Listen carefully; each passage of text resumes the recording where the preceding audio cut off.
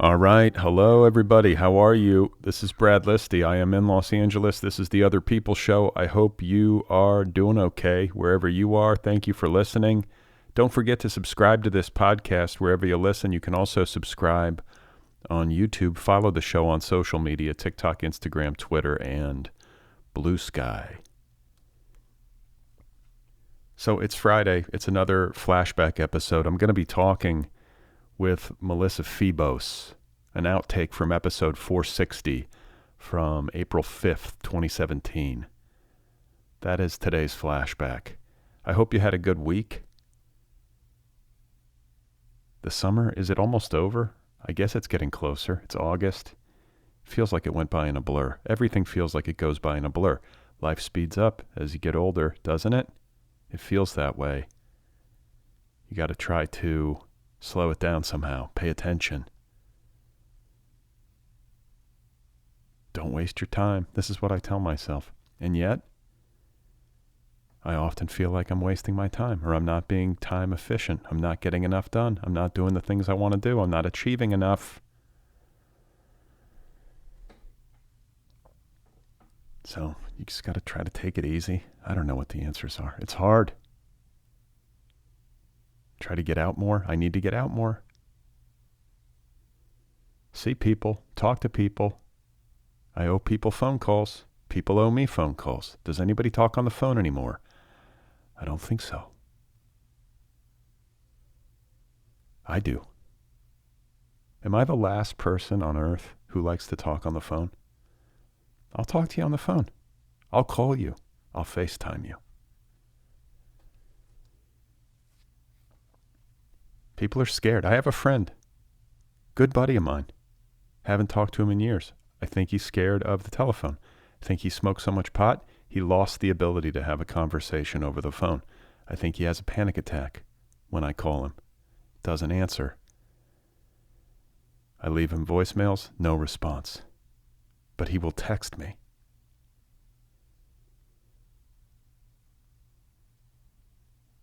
So, Melissa Febos, episode 460, April 2017, 6 years ago. The time has just gone by. Melissa Febos has been on this show multiple times, so this is one of her appearances on the show that we will be revisiting today. She was actually my guest in episode 2. She was my second ever guest on this show. And now she is the author of 4 books. She has another book coming out called The Dry Season. It's forthcoming from Knopf. Her essay collection, Girlhood, was a national bestseller, a Lambda Literary Award finalist, and it won the National Book Critics Circle Award in criticism. I got very excited when that happened because I feel like I've been along for the ride with Melissa's, career. Starting with her first book, episode 2, and she wins the National Book Critics Circle Award. I remember after it, as I found out, I sent her a message, and I was like, "Oh my God, now you're going to get a New York Times obituary." I mean, I don't know if that's the right thing to say, but it's true, right? Isn't that what we all want in the end? Just an NYT obit?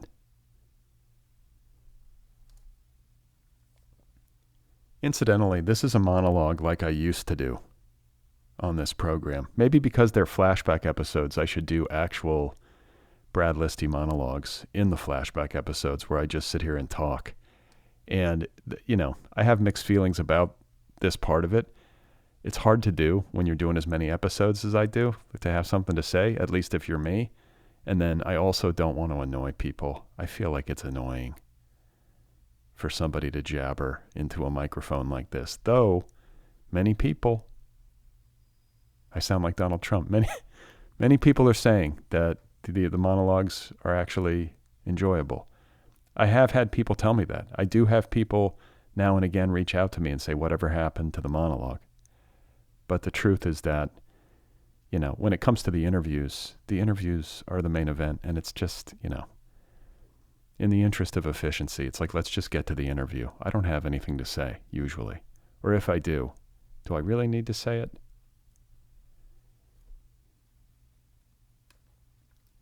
So, Melissa Febos, episode 460 from April 5th, 2017. I should mention that the full episode is available in the feed, as are all episodes of this show. All of the episodes of the Otherppl show are accessible to listeners wherever you get your podcasts. So have at it. If you like this outtake from episode 460 and you want to listen to the full conversation, you can do that.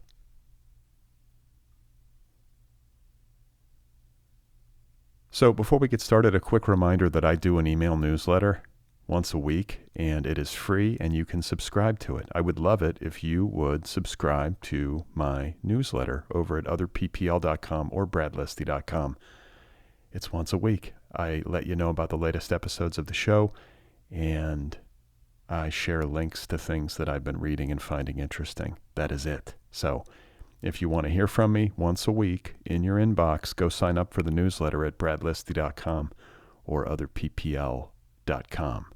Likewise, if you want to join the Otherppl Patreon community, the community of podcast superfans who support this show and help sustain it, you can do that at patreon.com/otherpplpod. There are different options. It's a sliding scale. You can get merchandise. Check it out. Keep the show going.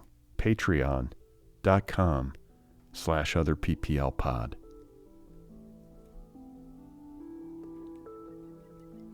All right, so let's get to it. An outtake from episode 460, a flashback to episode 460, April 5th, 2017.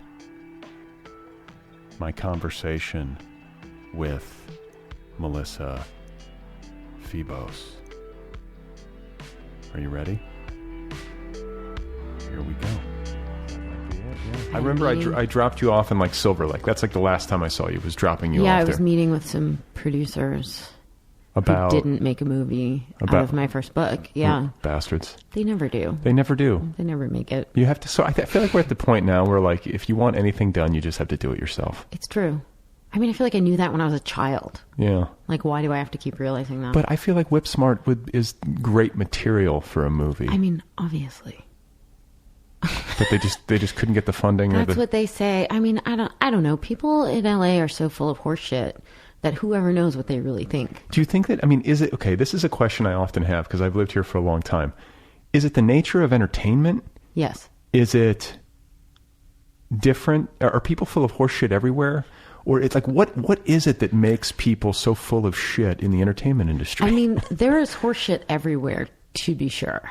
But the particular, like, just cannons of sunshine being blown up everyone's skirt is particular to LA, I found. Yeah. Like, you know? I've noticed, I always joke about this. I probably joked about it on this show before, but like when you get email correspondence that is entertainment industry related, I've noticed that there is a heavy use of the word love in all caps.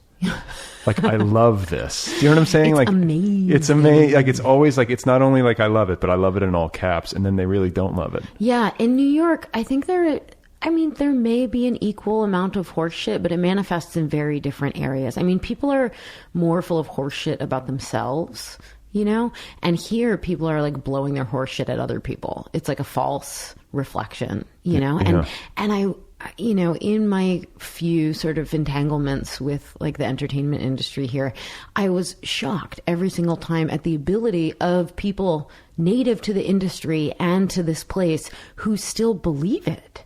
Yeah. Even I was like, this isn't going to happen. Well, like, it's very insular, and I feel like there's like it's like a tribal thing. There's an inside language. People just love to sort of talk about stuff. They love to use the language. They love to make snarky comments. Yeah. Like a lot of inside jokes, you know? Yeah. And it makes me think it's like this, everybody's just decided to co-sign the same delusion, and they're just like skipping through it until they bump up against the rude reality of it. But they do it over and over and over again. It's sort of like, you know, I actually wrote about this in the book. The, you know, when Frank L. Baum wrote the Oz, I forget its actual title, but you know, what didn't get translated into the movie was that all of the people of the city of Oz wear these green goggles that make it look like emeralds, but it's not. It's just like a shitty town. And they wear these green goggles and it makes everything look beautiful. And I feel like LA, and particularly the entertainment industry, is kind of like that. Everybody's just got their green goggles on and they're like, isn't it beautiful? And I come from New York and I'm like,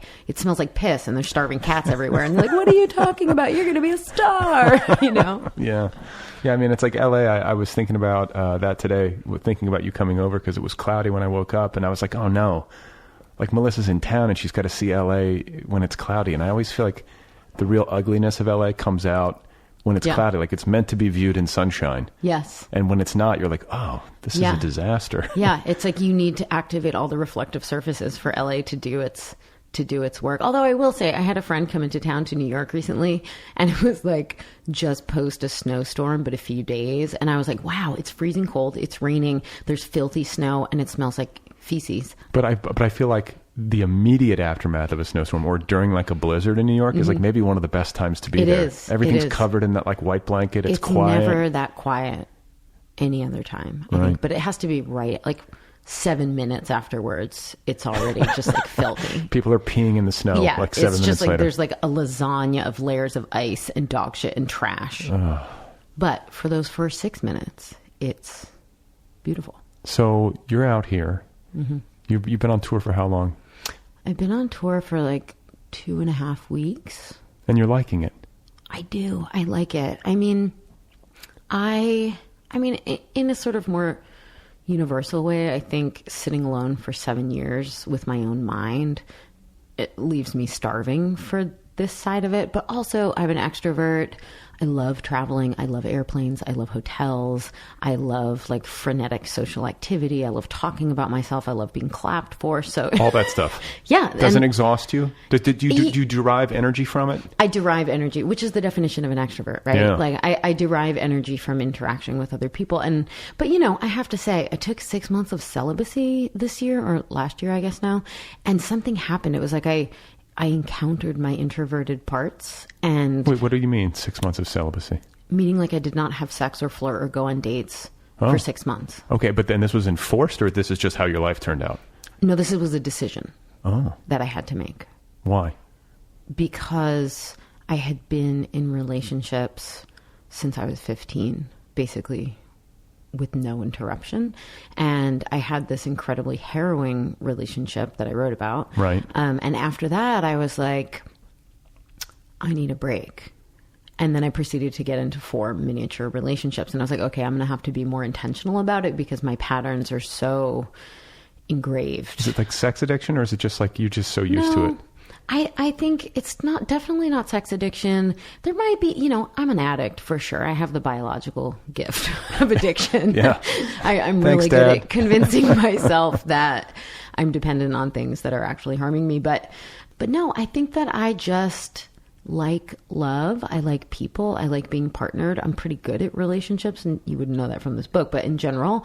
And you also must be good at attracting people. Like people, do relationships come to you? They do. Actually, they do. Yeah. I think that because there are a lot of people I think would love to be constantly in relationships. I know. This is one of those things, and I'm even having a moment of inhibition about talking about it while it's being recorded, because there's not a lot of pity in the city for people who fall in love too much and have too many relationships and are always having to break up with people. It's a tough life. All this love coming at me. I had a friend once say yeah, I really sympathize for what you're going through, but also go fuck yourself. Yeah. Well, because there are people who, and I was kind of this way.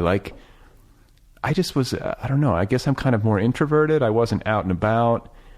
When I did go out, it wasn't like women, or if women were interested in me, I would miss the signals. Do you know what I'm saying? Well, yeah, I think I'm basically the opposite, because what happened was I took the 6 months, it was actually 3 months of celibacy, and it was so glorious that I extended it for another 3 months. Why was it so glorious? What was it? You just, because it was new? I don't know. I had the part of being a love-oriented person and an interaction-oriented person, it means that I just get involved. I am interested and curious and conscious of the needs of other people and just automatically sort of accommodate those and react to those. And I had never, as an adult woman, been alone with my own instincts and preferences. And so there was all this new information. And I had thought that it would be difficult, right? Because you would sort of assume that a person who had never been alone had some, subterranean or maybe not subterranean fear of being alone. Could you masturbate? Like, would you allow, or like, it wasn't like some like austere thing? Yeah, but I didn't like feverishly masturbate. It was totally normal masturbation. It was like everything, it was so much easier than I thought. And I had actually interviewed this, because I was going to write about it, and I probably will eventually. I interviewed this like expert, this like relationship psychologist, and she said she thought it was going to be so hard. It was going to be incredibly hard, that I might become deeply depressed, and that I might even become suicidal, and that I needed to lash myself to the mast like, what's his name? With the sirens. I don't know. Like, I don't know mythology. Odysseus. Okay, yeah. Yeah, I had to lash myself to the mast because it was going to be that hard, and she couldn't have been more wrong, because it was just like, I loved being alone so much. And it was so nice because it was like, it wasn't like this yawning vacuum of existential grief waiting. It was just that I had been sort of habitual about entering into relationships and like building my life around another person. And when I didn't do that, I had this sudden access to who I was and myself and my own wants and needs and pleasures in a way that I had never had before. Okay, so 2 questions. First of all, did you curtail your social life in any way? Like, did you change the way you operated socially? No, but I mean, in a sense, because I've always been sort of a rabid socializing person. I just like have a lot of friends. I live in New York. I do a lot of events. I just like, I'm an extrovert. Yeah. But I also pour so much energy into relationships that it's this incredible expenditure of energy, right? I'm like pouring it into the relationship, pouring it into the social life, pouring it. I also write a lot.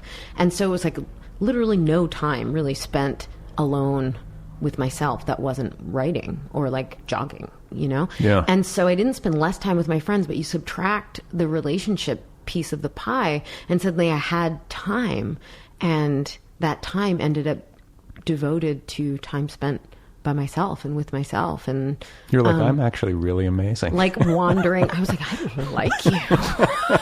I was like wandering around my house, and like I discovered that I have these introverted aspects where like you have to if you're a writer. If you're spending that much time alone looking at a screen. Yeah, there would just be times where I like didn't even want to text anyone, didn't want to talk on the phone. I just wanted to like be home and putter around and like eat pickles in the middle of the night in my underwear and like read 1 page of 6 different books and then whack off and go to bed, and like I've never done that ever. I don't know. What have you been waiting for? My God.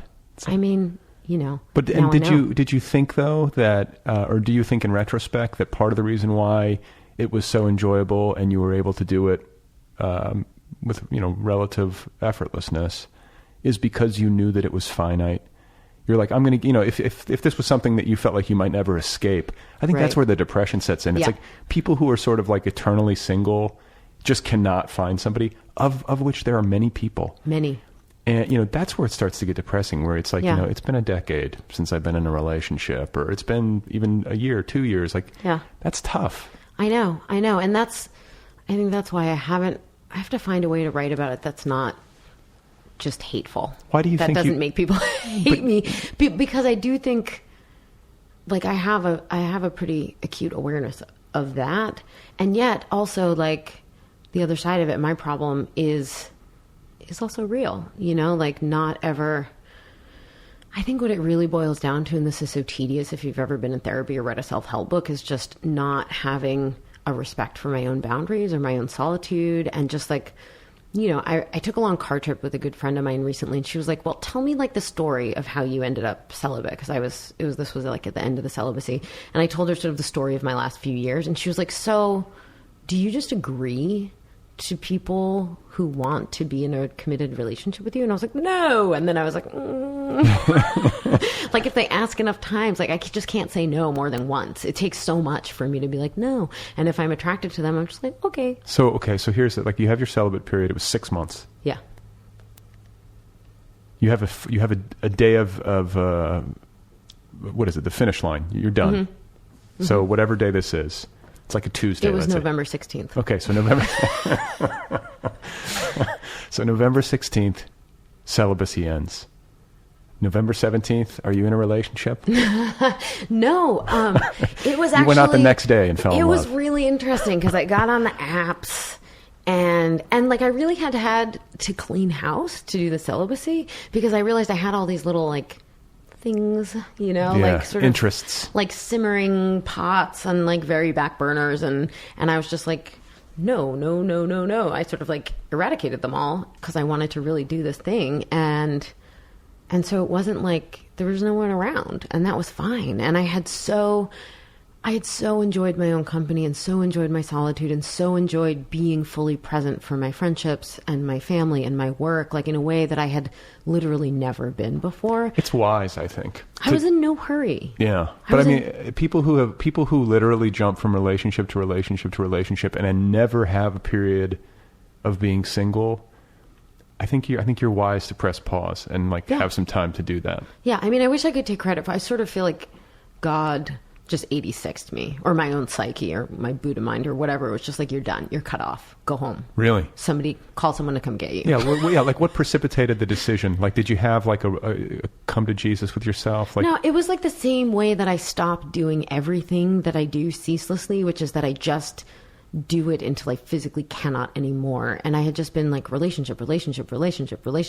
And then after this like extremely harrowing, excoriating, tormented relationship, the ones after it, it was like a friend of mine was like, you're doing the same thing you always do, but the lifespan is just getting shorter and shorter and shorter and shorter. And now it's like 3 months instead of 3 years. And then I would just like meet someone and they would be like, hey, and I would be like, no.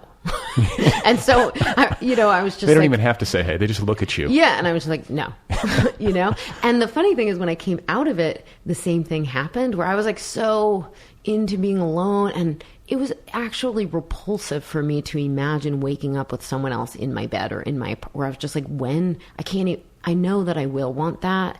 And, as a epilogue, I am now in love again, and I totally want to like drink their spit and be attached to them. But it was like repulsive. Like I could not even imagine wanting someone else, specifically like in my apartment in the morning. Like that space felt so good to inhabit alone that I was like, no. And I went on these dates, but I was still me. So I think I was attracting the same people, same kind of person. So it would be like these people, I would go on dates and they would be like, let's be fucking obsessed with each other. And I'd be like, you're crazy. Like, what are you talking about? Women? Mostly women. Yeah. Okay. Cause like, this is sort of the cliche, but like, what's the joke? Like what do you call, it's like the U-Haul. Two lesbian second date. Second date. Yeah. So, but that makes some sense to me because women, I don't know, the intimacy thing and the way that women attach. Testosterone is just like a time release capsule for attachment. You know what I mean? It's like, that's how I sort of think of it. Like women are all about attachment. And so like you get too, positively charged, like I don't know enough about physics to really follow through this analogy, but right. But there's just like nothing, you just go. You move in. You're in. But there have to be so many instances where all of a sudden you look up like a month later and you're like, wait a minute, we live together. Yeah. We don't even like each other. It's happened to me so many times. I mean, it got to a point, this was part of the celibacy too, where my mother, with whom I'm very close and knows me very well, said with much affection, Melissa, I'd like to make a request. And I was like, yeah. And she said, I'd like you to stop bringing people home who I'm never going to see again.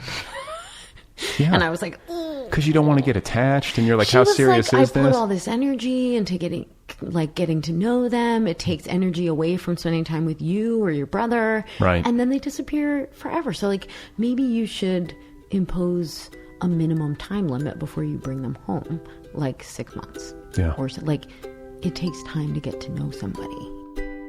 All right, everybody, there we have it. This week's flashback episode, my conversation with Melissa Febos in episode 460 from April 5th, 2017.